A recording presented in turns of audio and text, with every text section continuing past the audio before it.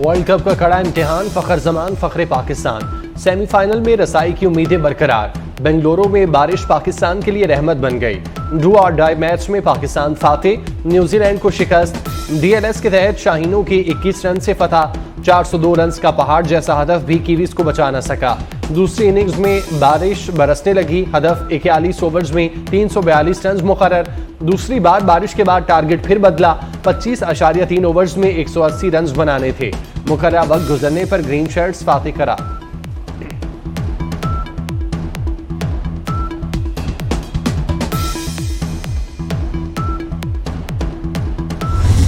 New Zealand को हराकर world cup में शाहीनों को नई लाइफलाइन मिल गई।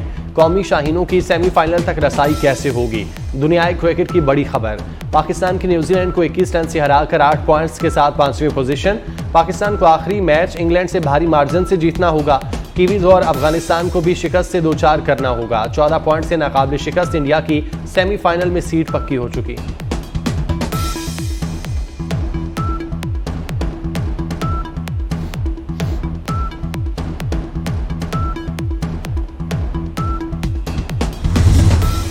सदर का 3 अप्रैल को असम्बली तहलील करने का फैसला गैर आईनी था। 90 रोज में आम इंतखाबात से मुतालिक केस का 10 सफ़ात पर मुश्तमिल तफसीली फैसला जारी। चीफ जस्टिस काजी फाइज ईसा के तहरीर करदा फैसले में कहा गया, सदर मुमलिकत और इलेक्शन कमीशन की मुशावरत से 8 फरवरी को इलेक्शन के इनेकाद का फैसला हुआ। इलेक्शन कमीशन के मुताबिक 30 नवंबर को हल्का बंदियों का अमल मुकम्मल हो जाएगा, जिसके बाद इलेक्शन प्रोग्राम का ऐलान होगा। असम्बली तहलील होने के 90 रोज के अंदर इंतखाबात होने चाहिए थे। 7वीं मरदमशुमारी के बायस मुमकिन नहीं था।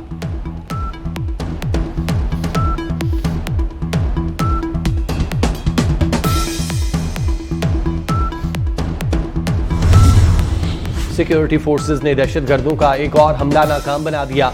पीएफ ट्रेनिंग बेस में दाखिल होने वाले तमाम 9 दहशतगर्द जहन्नुम वासिल। क्लियरेंस ऑपरेशन भी मुकम्मल। आईएसपीआर के मुताबिक मियांवाली और गवादर हमलों में भारत और दीगर दुश्मन अनासिर के मुलविस होने का इम्कान को रद्द नहीं किया जा सकता।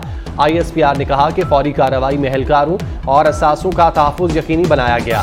सिक्योरिटी फोर्सेज दहशतगर्दी हर कीमत पर ख़त्म करने के लिए पुरज़्म हैं। कुछ मुज़ामती क़ुव्वतें गैर कानूनी तौर पर मुकीम गैर मुल्कियों के खिलाफ ऑपरेशन से खुश नहीं।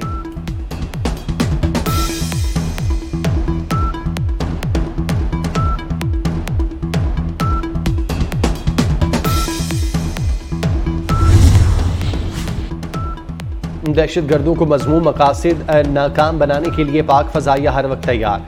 सरबराह पाक फ़ज़ाइया का मियांवाली का दौरा।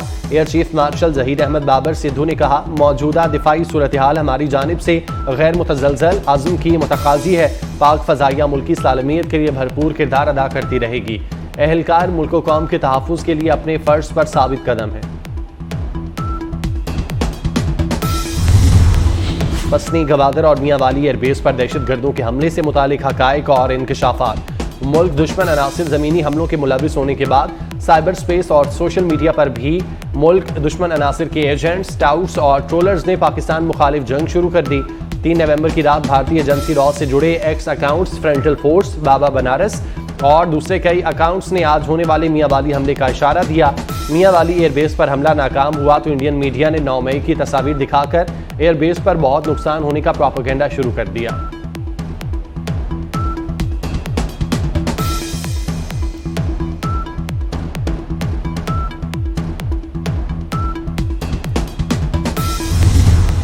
भारत में इंसानी और समाजी तंजीमों के कारकुनों के खिलाफ बदतरीन क्रैकडाउन।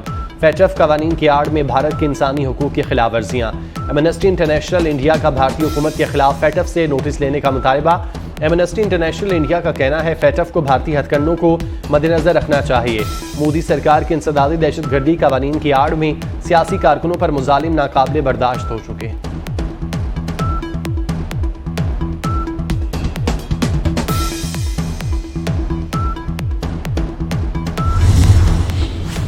मौसर इंतखाबी मुहिम, बेहतरीन मंशूर के साथ मैदान में उतरेंगे। पीपल्स पार्टी अवाम के फैसले, अवाम का इख्तियार के फार्मूले पर यकीन रखती है। साबिक सदर आसिफ जरदारी की नवाब शाह की पार्टी अहदेदारों से गुफ्तगू। कहा, अवाम की हुक्मरानी से बुनियादी मसाइल हल होते हैं। पीपल्स पार्टी अवामी जमात है, हर दौर में अवामी राज के निफाज के लिए काम किया है।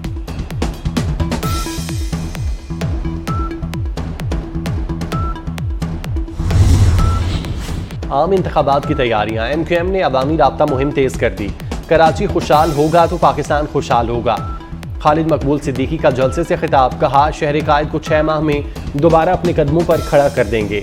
मुल्क के वारिस मुल्क को संभालने आ रहे हैं। जागीरदाराना जमहूरियत को जब तक जमहूरियत कहा जाता रहेगा, पाकिस्तान तरक्की नहीं करेगा।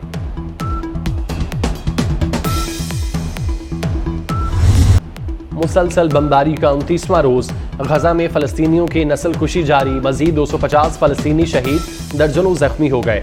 7 अक्टूबर से अब तक शहादतों की मजमूई तादाद 9488 तक पहुंच गई। जख्मियों की तादाद 32,000 से तजावुज। सेहूनी फोर्सेस के गजा की पट्टी पर फजाई, जमीनी और समंदरी हमले। दहशतगर्द इसराइली फौज ने अल-कुद्स, अल-शफा और इंडोनेशियाई अस्पतालों को निशाना बनाया। आलमी इदारे सेहत का एम्बुलेंस पर हमले पर इजहार अफसोस। एम्बुलेंस काफिले पर इसराइली हमले से अक़वाम मुत्तहिदा के सरबराह भी खौफजदा। एंटोनियो गुतेरेस का कहना है ये तनाज़ा अब रुकना चाहिए।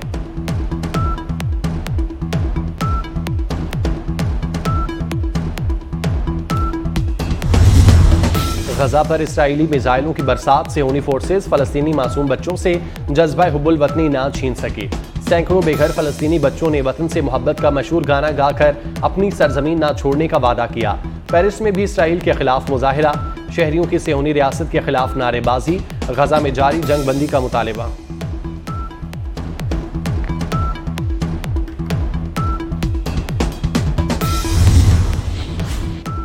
तुर्क सदर इसराइल के जंगी जराइम बैनुल-अक़वामी जराइम की अदालत में ले जाने का ऐलान। इसराइली वज़ीर आज़म के लिए लकीर खींच दी। नेतन्याहू ने नाकाबिले भरोसा हैं, उनसे अब कोई बात नहीं हो सकती।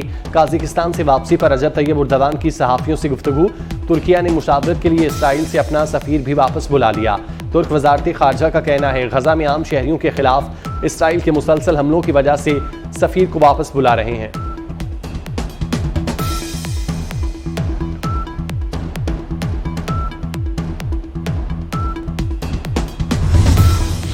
और गैर कानूनी अफगान बाशिंदों के खिलाफ ऑपरेशन जारी। गैर कानूनी तौर पर मुकीम गैर मुल्कियों की वापसी के लिए पेशावर पुलिस ने मसाजिद में ऐलानात करा दिए। ऐलानात में कहा जा रहा है कि गैर कानूनी तौर पर मुकीम गैर मुल्की रज़ाकाराना तौर पर वापस चले जाएं, वरना कार्रवाई होगी। कानूनी दस्तावेजात न रखने वाले गैर मुल्कियों को गिरफ्तार कर लिया जाएगा। दूसरी जानिब पाकिस्तान छोड़ने वाले अफगान बाशिंदों ने हुकूमत पाकिस्तान का शुक्रिया अदा करते हुए कहा कि पाकिस्तान में बहुत अच्छा वक्त गुजरा।